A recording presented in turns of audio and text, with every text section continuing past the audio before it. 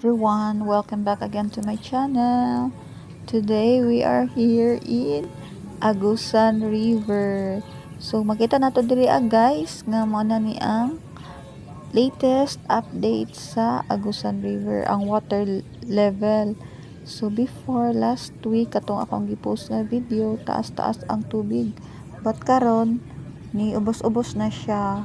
Salamat sa Ginoo no kay wala na kay nag-ulan diri sa Butuan City.